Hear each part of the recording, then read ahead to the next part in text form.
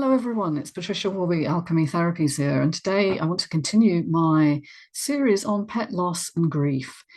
And I think it's a really important subject that so few people talk about, and certainly not in the realm of trauma therapy, where we're told that trauma is, very specific to events in your childhood and that it's really about human attachment.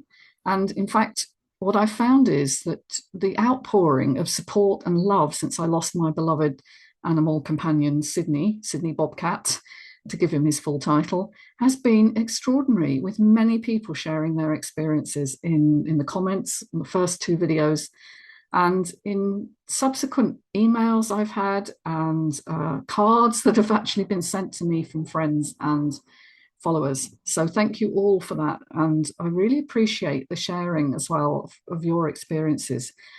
Trauma is not just events from your childhood. Sometimes it can be events that happen in the here and now, in particular with loss of something very dear to you, whether that's loss of a relationship, loss of an animal, loss of identity. And these are all triggers for past losses, as I explained in the previous videos. But today I want to continue the conversation a little, moving beyond the immediate grief, which was video one, where I was, in the first week after losing him, and just learning to allow the feelings and be with them, and the tears, and the fact that it was so overwhelming. The dissociation was huge, and I realized that was partly to do with losing my father as well when I was 18. And I talked about that, that losses trigger other loss memories. And getting through that has been a very interesting process. It hasn't been linear. Time heals, yes, it does, but it doesn't do in a nice straight line. All right, you'll get days where you're completely poleaxed by grief, and other days where you're relatively fine. What I have found is allow it all.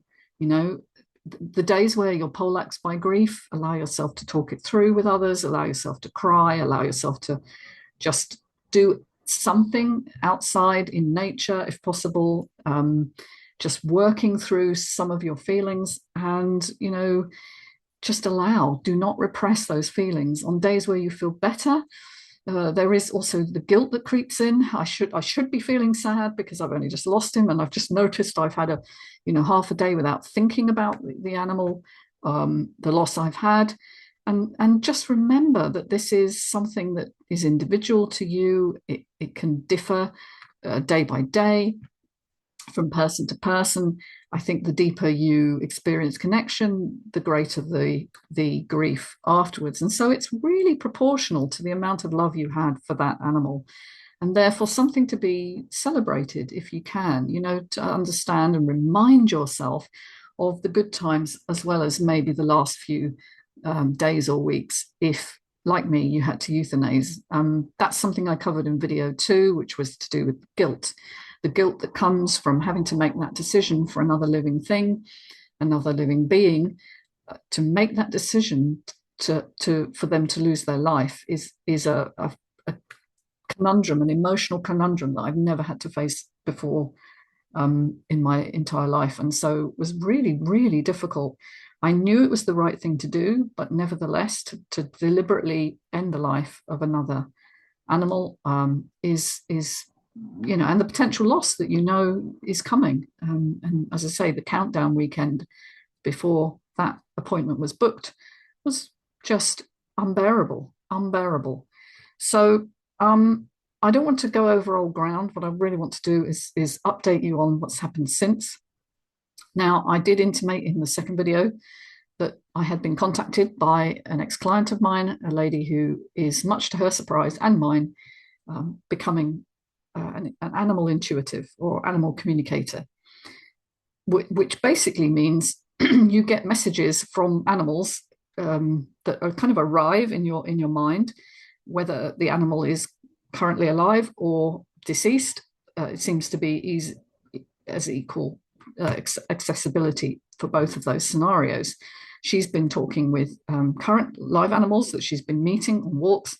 She's also been in communication with her friend's dog who's deceased. And quite extraordinarily, after watching my first video, she received half an hour later a communication from, she believes, Sidney. And I know that that's going to be very difficult for some of the viewers here, particularly as I'm known for my scientific background and my analysis and neuroscience and psychology, for people to believe. And it was indeed a bit strange, and I was surprised, but I have a sufficiently open mind and an open heart in order to accept that there are things that we simply don't know and that this is potentially possible. So we got in touch. She gave me a communication that was, it was very Sidney. It was very direct. He was a no-nonsense kind of animal. If he needed feeding, he'd let you know in no uncertain terms. So it was his style, and he was saying that, you know, I had no need to feel guilty because his time had come, and in fact it was a touch late, but he wasn't holding it against me. But you know, only a few days. I think we extended his life perhaps more than naturally would have happened, and we did it for the best of reasons. We thought maybe he'd get better if he had treatment. So it was a very Sidney communication. I went over that in more detail last time. And so since then, I've had a one-on-one Zoom call with this lady, and she sort of followed up with some ideas of how I can open the channel to communicate with him, because in fact, he doesn't want to go through a third party. He wants to come directly from me. And one of the things he wants in particular is to continue our soul journey together, because it seems that he believes, and I do too, that we were soulmates. You know, we had a connection that went beyond the purely owner, I hate that word, and pet, I hate that word too. That these were two souls in communication, mine and his. And yes, he was in cat form and I'm in human form.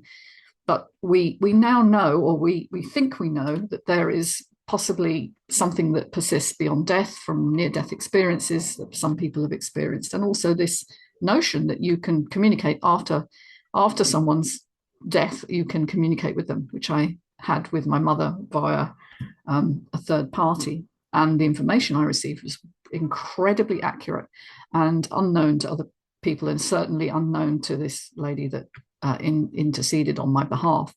But to have a direct communication with the animal that I've lost could be something very special indeed. And so even though I'm skeptical, and I believe skepticism is really important, as is having a critical mind, I'm ready and open to accept that there's some things that we simply don't understand yet. And so how would I know if this was Sidney or it was just somebody wanting to give me information that would make me feel better? Well, one of the things that came through, I would call, well, signs, and that's what I want to talk about today, really. The first thing that she mentioned in the original connection and communication she had with me was there was something significant with a red cushion. And she said, "Does that mean anything to you?" And I was like, "No, it doesn't. I'm sorry, I can't think of." He didn't have a red cushion. He had a purple blanket, but you know. She said, "No, it's something squarish. It's got corners." But okay, I don't understand. That's what came into her mind with regard to Sidney. And we were talking about various other things that he'd said about how he, you know, passed into a place where he was free of pain and he was really happy, and to not feel guilty about him having to go. And then she asked me to gather together some things that were relevant to him. And I gathered, I have them here actually. I have his collar, a couple of toys that he played with. And I had one final thing. And I said to her, "Oh, I've got some of his whiskers." We kept some fur and some whiskers. And I said, "Oh, actually, it's in an envelope. And here it is." And as I raised, obviously, red envelope, without realizing it was a red envelope, particularly hadn't, you know, registered red envelope, corners, square-ish, rectangular anyway, she said shivers ran down her spine, because this was what Sidney was telling me, or her. And so we thought that was interesting as a coincidence. You could say it's a complete coincidence, got nothing to do with anything. As a skeptic, of course you would do. That's very interesting, isn't it? What else have I had? Apart from his meow, which I talked about in the first video, and strange electrical disturbances on a couple of nights. I've also had more electrical issues. My car, suddenly the display in the car, it's gone all fuzzy for a couple of days. It's very strange indeed. It was absolutely fine, then it wasn't, then it's not reading out the information properly. It's just fuzzy lines on the display screen. I took it to the garage, as you would do, and said, very strange, don't know why this is happening. The car mechanic said, these things can happen. I give it a few days and wait and see. I reversed out of the garage. It's never done it since. Very strange indeed. Could that be Sidney? No idea. We do know that animal communication can sometimes come through these strange electrical disturbances, lights flashing and so on. People get that also with when people die, and lights sometimes, vary because there's something that happens when the soul leaves the body. So yes, could that be? I don't know. Other things I've noticed, and other people notice often when they lose an animal, are birds that sort of pop up and kind of visit you strangely. I've had a little, I was hoping for a robin, because robins are generally regarded as sort of a message from beyond for some reason. I did see a robin actually on a walk yesterday, and it just was suddenly there, glinting in the sunlight in a woodland that I frequently walk in. So that, you could say was a communication. We've had a few extra birds here. We've had lots of cats suddenly appearing that I've never seen before, all new. One actually just came and made himself very comfortable in the front garden 2 days after Sidney had gone. I've never seen him since, but he was just there, sprawled out, very comfortable, like, aha. So yes, there's that. I found on my run, which I do every morning, I found a little label. It's a little wooden label, wooden sort of, sometimes you get them at weddings, you have your name tag in carved in wood. I picked it up because I pick up litter on my runs, and I thought, whoa, what's this? And it actually said love. It was the word love. Very interesting. I've kept it because I have a little sign that says all you need is love and a cat, and I've put the love sign on top of that. So could that be a sign? Who knows? I guess that's really what I've noticed so far. Now, I know that isn't exhaustive, but something that my friend said when I spoke to her yesterday was to look out for something called angel numbers. Now, I'd never come across that, and I've always been a bit negative around angel anything. I'm not sure what I feel about angels. I have had connection with entities, beings, if you like, when having extreme experiences of breath work and sometimes touch therapy by very skilled practitioners. I've also had magic mushroom experiences, which have kind of connected me in that way. So I'm willing to be open to the idea of whatever you call them, angels or whatever. But angel numbers are apparently synchronicities of numbers that come in, and one of the most common ones is 111 or 4 ones. And I had no idea when she said angel numbers. I had no idea what they were. She said look them up, and I did. And when I saw that, I was like, oh, the other day I walked in to the therapy room and the clock said 11:11, and it was like, oh, that's interesting. I had thought no more of it. I was like, oh, 11:11, that's very nice, balanced sort of number, and how interesting. So could that be another sign? Who knows? Now, I want to kind of bring it down to a little bit more science here, because I'm aware I'm probably losing half my audience at this point. And I've been following a lot of videos on PTSD, on pet loss, and I came across this one, popped up last night after my conversation with my friend, and it was to do with a new understanding, the scientific neurochemistry of intuition, by a lady called Tara Swart, who was on the podcast Diary of a CEO, and I will include that link in the description. It's a really, really good it's a long video. It's over, I think it's nearly an hour and maybe an hour and 3/4, hour and 45 minutes, I think. But it's really full of her experience as a former psychiatrist, neuroscientist, and now I guess you could say she is a sort of business coach as well. She works at MIT. And she was saying about the loss of her husband to leukemia and how that had shattered her world, and that but 4 years later, she believes she has developed the ability to communicate with him through signs, and that's the title of her latest book. And it struck me, that was interesting that came up in my algorithm, for a start, because I hadn't really been looking at human communication. I'd been looking at pet loss. And so that was interesting. But there was something about it, I suppose, because she was a doctor of psychiatry, and also a PhD, and believes she has researched a lot into why this might occur from a scientific perspective. So I think it was a really important video to watch. I'm not going to summarize it completely, but I'm going to pick out some of the salient points, I think, for our discussion.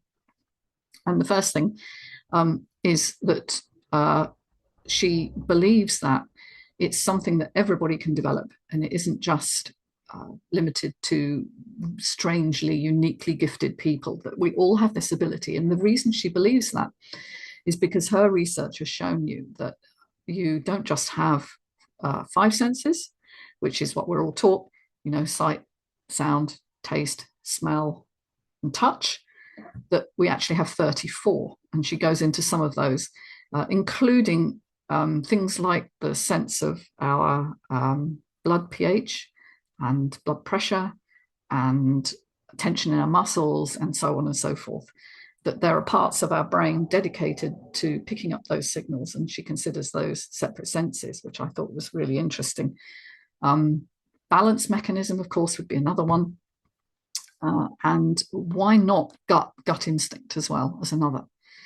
She went into quite a lot of detail over what she believes gut instinct is, including talking about the ways in which it's a 3-way, kind of unidirectional, up from the gut to the brain, but then bi-directional as well, because there are things that come from the gut to the brain and brain to the gut. And there's also the microbiome, which communicates via a series of chemicals. So it's the vagus nerve, hormonal interactions, cytokine interactions produced in a large part by microbiome, along with neurotransmitters and so on. And so there's this constant communication from parts of our body to our brain and vice versa. And could it be that if we are in good health, if we are less inflamed, if we are looking after ourselves and our bodies, that we could enhance our ability to receive signals through our gut, which has, by the way, a massive nervous system connectivity. It's hugely important, sometimes called the enteric brain. So I thought that was an interesting point that she was making on gut instinct and how you could develop it. How she has developed it is she asks for signs from her departed husband and seems to get them regularly now, where she truly believes she is in communication with him on a daily basis. And she's very aware that in coming out with these views, she's likely to be pilloried, attacked, deplatformed, because she's a respected scientist. But nevertheless, she was willing, with integrity and courage, to say these things because they are her experience. And just reading some of the comments in that video were inspiring. It gives permission for other people to reveal what they've experienced in the death of a loved one, or after the death of a loved one, during the dying process, immediately after the dying process, where the light or the soul, whatever you want to call it, leaves the body.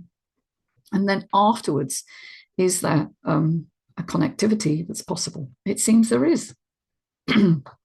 So I'm very interested in a lot of this. And what I found coming up for me is that there is stuff I need to do in order to clear the decks, as it were, for this communication.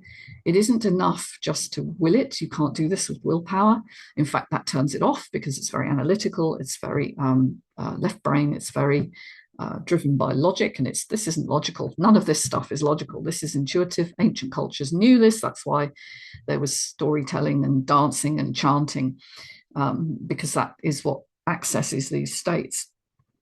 And in fact, coming into the body is really the way to do this, which is how I work. I work somatically. So it's not about willing it to be the case. You actually have to let go and just allow and be guided, as it were.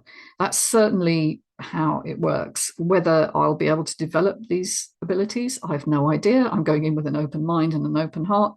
As I said, I do believe we are more than our physical body. I totally understand now that we're in a physical realm.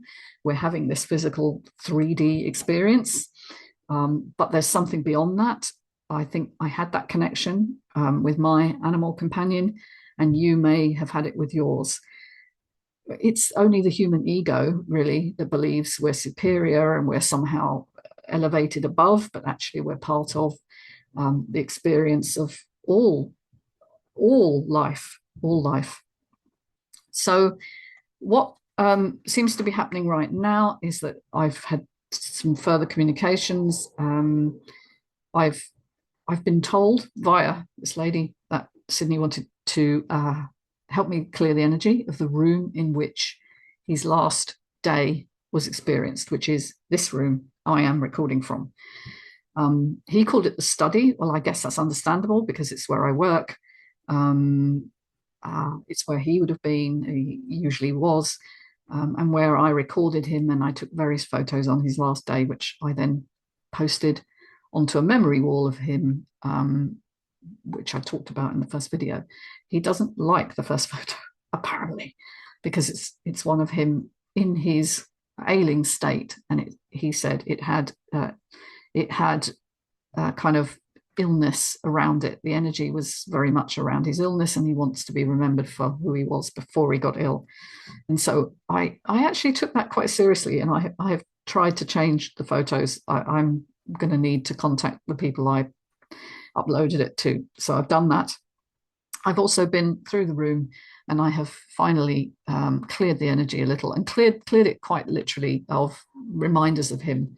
Because I think, we tend to hold on, don't we, to, if it's an animal, you hold on to the hair and the fur and the little patch where he would have been, and moving stuff, I think, is really important. And that's not that you're forgetting them, it's that you're allowing their soul to come through. It's a really important step. And so this week has been, I won't say it's been easy, it hasn't. It's been, again, very up and down, but there is light at the end of the tunnel, finally, I think, for me, that his loss is not in vain, that he came to teach me something. He wanted me to be part of his soul growth. That's what he taught me. Anybody could have done the physical needs, he said. Anyone could have fed him and, given him a bed to lie in, but it was specifically my soul he connected with, in order to have his soul growth. So this is very interesting. And I think the best way one can really celebrate that is to engage with it and give yourself joy in the everyday.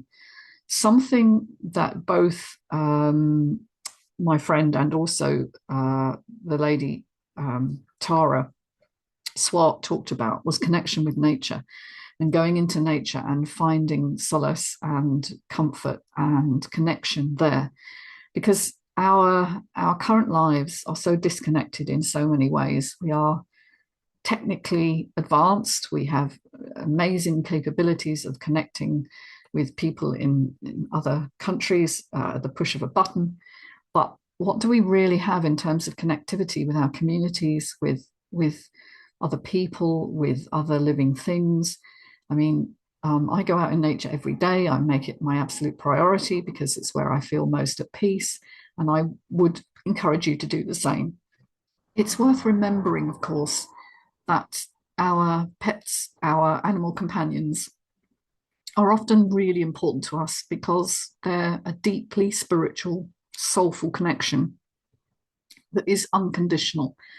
And we may not have that in our family of origin. It's a bit of a child parent dynamic as well, particularly if you haven't got children of your own, you're more likely to have that with a pet, with an animal. And therefore, their loss is often felt like the loss of a child. And you'll see all over the internet people who refer to their animal pets, companions, as their babies. You know, I lost my poor baby, and they are still not over it or through it in 2 years. And this is something I want to really address, and so does my friend, and she's currently recording for me a lovely meditation, because she said she looked all over for a meditation that deals with loss in this way, as renewal, as hope, as something beyond the physical, and she couldn't really find it. And so we're going to try and address that lack by, I don't know how yet, but producing some content for people to understand that this is something you can grow from. This is something you don't lose. You lose the physical, but you can gain something really, really important too. And if you're open to it and you are aware and you build this capacity by connecting with your bodies, and that can be through breath, it can be through touch, it can be through dancing or singing or yoga or whatever, you actually have the capacity to. And from that, you can find meaning and purpose in your life again. Now, whether that's something that you then allows you to have another animal in your life, that's a personal choice. For me, at the moment, although I could feel a part of me was desperate to get another animal, another cat in my case, I resisted that because I could feel this was a child part of me, and that there's a part of me that needs to grieve first. And so for me, it's not going to be an option for a while, but I do see myself getting another animal at some point, and just experience that as a different thing. It's not replacing the loss of Sidney, and it never will. It will be a new experience, and one which I think he'd approve of. So understanding that you can survive this and that there are ways through, I think is just amazing. And I would really recommend you investigate the 2 links I've mentioned and talk it through with people if you're still having issues, but mostly get into your bodies, get into connection, meet up with people who understand what the loss is like, but are prepared to grow through it and not stay stuck in grief and guilt and shame. These are very negative states. They don't allow communication because they're blocking communication. And although you do need to allow time, of course, to process, I would say also get help, get support, and don't suffer this alone. You really can transform the trauma of pet loss into something very profound. All right, well, that's all I wanted to say today. I will potentially do another, depending on what happens. I certainly will do one at some point, and let you know how my communication is going. But for now, that's all. If you want to hear more about loss and trauma and recovery, please subscribe. It really helps my algorithm. And look into connecting with me. Take care, everyone. Bye for now. Bye-bye.